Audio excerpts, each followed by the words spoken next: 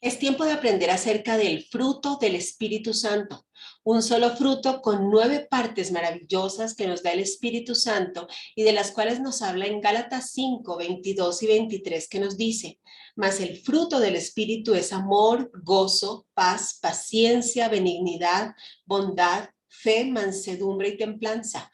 Contra tales cosas no hay ley. Notemos que no habla de los frutos. Es incorrecto hablar de los frutos del Espíritu. El Espíritu siempre anda y actúa en unidad. Es un solo fruto, con 9 partes. Si falta una de ellas, no hay fruto. De hecho, el amor es el origen de todos los demás. Y cada una de estas partes nos lleva a la siguiente, como veremos más adelante. Pero ¿qué es dar buen fruto? Es un mandato que todos nosotros tenemos. En Mateo 7:16 nos dice: por sus frutos los conoceréis. ¿Acaso se recogen uvas de los espinos o higos de los abrojos? Así todo buen árbol da buenos frutos, pero el árbol malo da frutos malos. Uno de los primeros mandatos que el hombre recibió de parte de Dios fue fructificar y multiplicarse. Si no damos frutos, no glorificamos a Dios.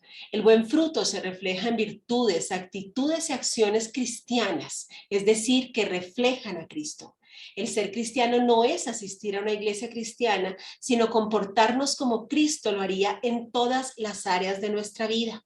En Juan 3:34 dice: porque el que Dios envió, las palabras de Dios habla, pues Dios no da el Espíritu por medida. El Espíritu Santo se manifiesta en todo y produce su fruto en aquellos que le obedecen. En Juan 15:2 nos dice: todo pámpano que en mí no lleva fruto, lo levanta, y todo el que lleva fruto, lo limpia para que lleve más fruto. Recordemos cuando el Señor Jesucristo llegó y vio la higuera reverdecida, pero al encontrar que no tenía fruto, simplemente la maldijo y ésta se secó.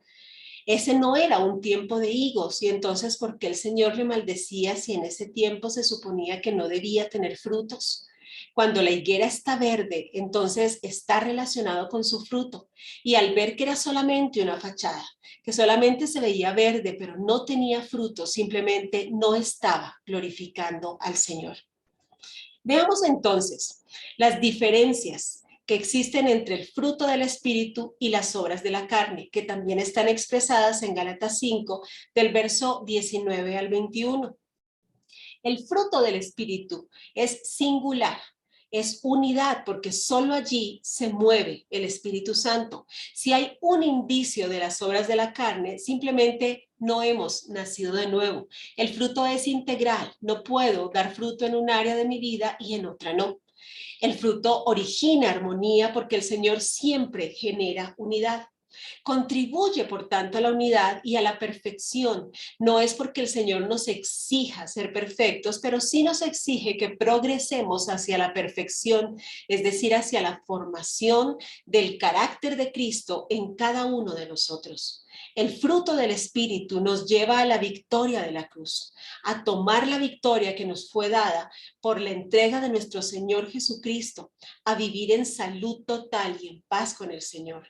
Genera fortaleza y perseverancia, y es entonces cuando podemos oponernos a las obras de la carne y decidir vivir en santidad. Mientras tanto, las obras de la carne, que aquí sí están en plural, generan división y conflicto. El ladrón solo vino a matar, robar y destruir, a destruir la paz entre nosotros. Origina confusión, luchas entre nosotros, luchas en los hogares, destruyen y debilitan, condenan al creyente y, por supuesto, nos apaga espiritualmente.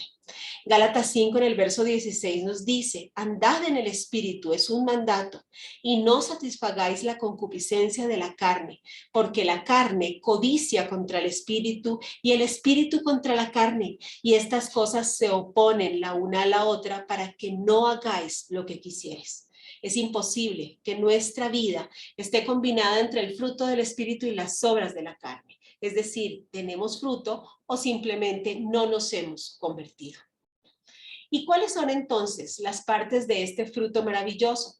Nos habla del amor, que es el origen de todas las demás, gozo y paz. Estas son las 3 primeras, y estas 3 son bendiciones internas. Es lo que el Espíritu Santo empieza a producir en nosotros para que podamos por tanto, vivir en paz con Dios, es decir, libre de cuentas pendientes y de pecado, para empezar a experimentar la paz de Dios que nos lleva a la paz con los demás y produce en nosotros las siguientes tres bendiciones, bendiciones externas que son paciencia, benignidad y bondad. Esto se refleja ya hacia los demás. Y por supuesto, todo esto nos acerca cada vez más a Dios y vivimos en fe, vivimos por fe, con la certeza de lo que esperamos y la convicción de lo que aún no vemos, como nos lo expresa en Hebreos 11:1. Tenemos mansedumbre, que significa simplemente que nada ni nadie nos va a robar la paz y por tanto yo puedo responder como Cristo respondía. Y por supuesto, templanza para mantenernos en santidad, firmes delante del Señor. El primero de todos ellos es el amor y es en el que nos vamos a detener un poco en este día. En Juan 3:16 nos dice, porque de tal manera amó Dios al mundo que ha dado a su Hijo unigénito para que todo aquel que en él cree no se pierda, mas tenga vida eterna. La cruz es la mayor muestra del amor, el amor del Señor expresado en entrega total. Así debemos aprender a amarnos los unos a los otros. El amor se expresa en Primera de Juan 4, del 7 al 21, como la descripción de Dios mismo. Dios es amor. Y nos dice que el perfecto amor, es decir, Dios, echa fuera el temor. El amor es un don de Dios. Un don es algo que se recibe gratuitamente porque al Señor le place dárnoslo y a Él le plació amarnos y nos creó para amarlo a Él. Es un atributo suyo porque Dios es amor. Por tanto, nos dice allí mismo en Primera de Juan 4, en el verso 8, que el que no ama no ha conocido a Dios porque Dios es amor. Las demás características del fruto del Espíritu son consecuencia natural del amor. Si no tenemos amor, ninguno de las otras partes del fruto se van a dar en nuestra vida. Tenemos también muchos tipos de amor. Tenemos un amor eros, que es ese amor romántico, un amor filial que se da entre la familia. Pero el amor que Dios nos enseña es un amor ágape, un amor incondicional que siempre busca el bien de los demás. No quiere decir que nos olvidamos a nosotros mismos. El mandato es amar a Dios sobre todas las cosas y al prójimo como a mí mismo. Aprendo a amarme, aprendo a verme como Dios me dio y entonces estoy capacitada para amar de una manera sana a los demás, para darles un amor ágape, es decir, un amor sin respuesta. El verdadero amor está expresado en Mateo 5:43 cuando nos dice, ustedes han oído que se dijo, ama a tu prójimo y odia a tu enemigo. Esto es lo que el mundo quiere enseñarnos de manera equivocada. Pero yo les digo, amen a sus enemigos y oren por quienes los persiguen, para que sean hijos de su Padre que está en el cielo. Él hace que salga el sol sobre los malos y sobre los buenos, y que llueva sobre justos e injustos. Si ustedes aman solamente a quienes los aman, ¿qué recompensa recibirán? ¿Acaso no hacen eso los recaudadores de impuestos, que en esa época eran considerados paganos y eran mal vistos, verdad? Y si saludan a sus hermanos solamente, ¿qué demás hacen ustedes? ¿Acaso no hacen esto también los gentiles? Es decir, aquellos que viven apartados de Dios y en religiosidad. Por tanto, sean perfectos, así como su Padre Celestial es perfecto. El amor ágape es ese espíritu afectuoso que nos da la habilidad de amar aún a quienes no lo merecen. Amar al enemigo no es ponernos de acuerdo con él, tampoco es darle aprobación y mucho menos hacernos su amigo. Es orar por él, es pedirle a Dios que pueda encontrarse con el Señor para que nunca más haga daño a otras personas. También nos encontramos en lo que hemos conocido como el verdadero amor expresado en Primera de Corintios 13, donde nos dice que ahora permanecen la fe, la esperanza y el amor, estos tres, pero el mayor de ellos es el amor.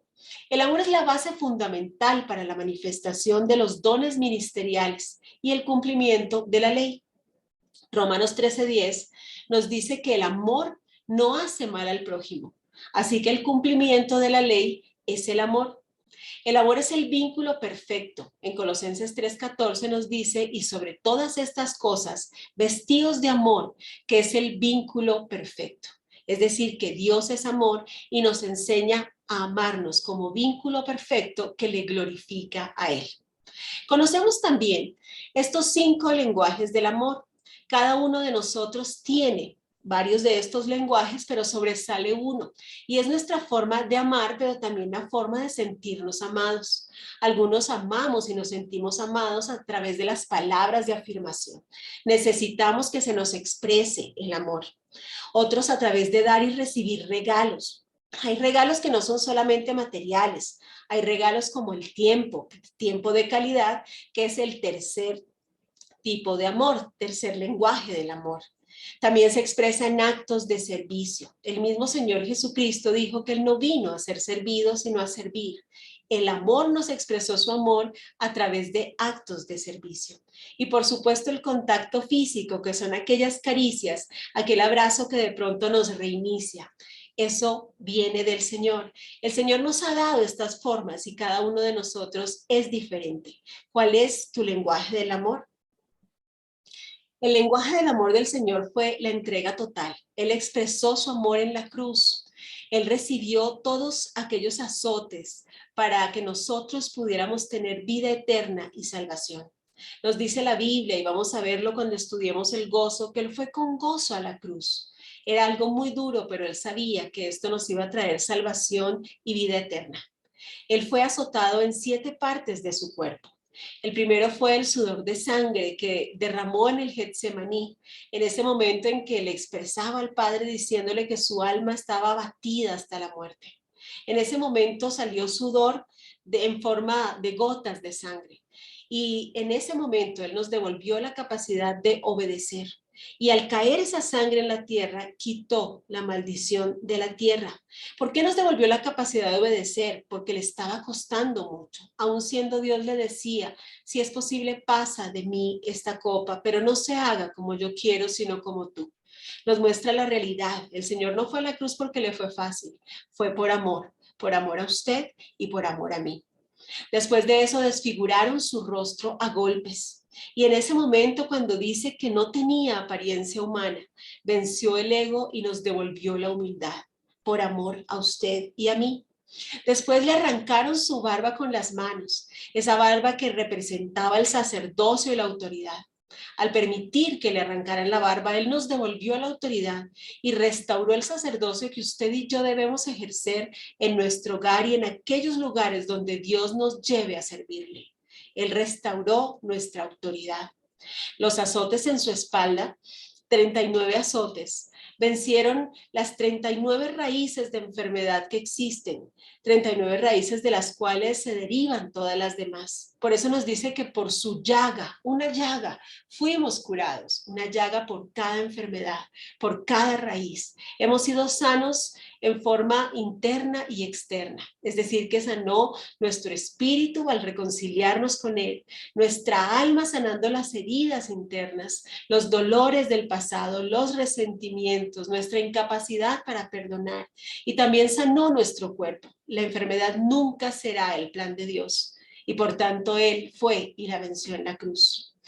También le pusieron una corona de espinas, una corona hecha con los cardos y espinos que habían puesto en el momento del pecado original, habían sido puestos sobre la tierra. Cardos y espinos, le había sido puesta la escasez sobre la tierra. Pero al permitir que estos cardos y espinos, unas espinas de 2.5 centímetros, fueran puestas como un casco sobre su cabeza, venció la escasez y devolvió a la tierra también la bendición. Todo esto por amor. Sus manos y sus pies fueron traspasados, los de los otros ladrones no. Ellos tenían como una gradita donde podían pararse y también sus manos estaban amarradas. Pero el propósito del Señor en la cruz al permitir que sus manos y sus pies fueran traspasados fue restaurar la autoridad sobre nuestras manos. Y entonces dice que nosotros impondremos las manos sobre los enfermos y estos sanarán. Nos dice también que al clavar sus pies nos devolvió la pertenencia, devolviéndonos la bendición expresada en Deuteronomio cuando dice que todo lo que nuestros pies pisaren será nuestro. Y finalmente, cuando quisieron verificar su muerte, ellos clavaron una espada, una lanza en su costado. Y dice que solamente salió agua y sangre. Agua porque ya estaba muerto, y sangre porque su corazón literalmente había estallado. Esto es como cuando una mujer da a luz y rompe el agua de fuente. Allí Él dio el nuevo nacimiento de su iglesia. Nos restauró por amor, nos perdonó por amor, nos salvó por amor. Oro a Dios porque cada una de las partes de este fruto sean en usted una realidad, que cada una de las partes del amor que hoy hemos visto lleguen e impacten su corazón y llenen todo vacío. Es la primera parte del fruto del Espíritu Santo. No se pueden perder las siguientes partes que serán subidas a continuación.